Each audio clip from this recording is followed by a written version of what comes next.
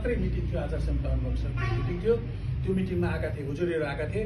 हुजुरीहरूमा कारबाही अगाडि बढाउने सिलसिलामा त्यहाँ पेश भएको थियो र त्यहाँभित्र पोस्ट डिलिट गरेको अघि तपाईँले भन्नु जस्ता यस्ता 2-3टा केसहरू त्यहाँ आएको थिए।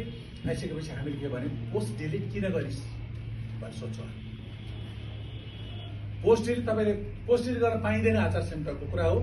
किनभने यही विकृति आउँछ भनेर पोस्ट डिलिट गर्न पाइँदैन भन्ने आचार संहिता राखेको छ। यो आचार संहिता हामीले बनाएको होइन, हामीले बनाएको हो र पत्रकार महासंघले र हाम्रो सहकारी पत्रकार महासंघले अनुमोदन गरेर हामीले त्यसलाई बनाएको आचार संहिता हो। तपाईँहरूको पनि आचार सबै तपाईँ हाम्रो आचार संहिता हो।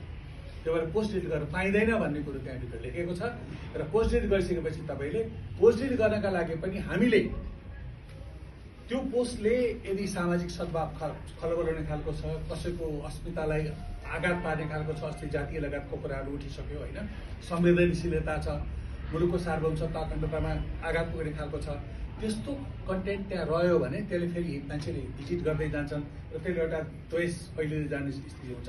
त्यो बेलामा प्रेस काउन्सिलले हामी भन्छौँ तपाईँले त्यसलाई स्थगन गर्नुहोस्, स्थगन गर्नुहोस् भन्छौँ।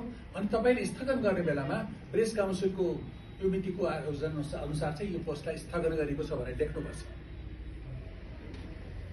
त्यो लेखेपछि मात्र तपाईँले पाउनुहुन्छ, नभए तपाईँले हाल्नुभयो भोलि डिलिट गर्नुभयो भने तपाईँ हाम्रो नजरमा तपाईँ परिसक्नु भएको छ भने त्यहाँ पुनमुक्ति पाउने स्थिति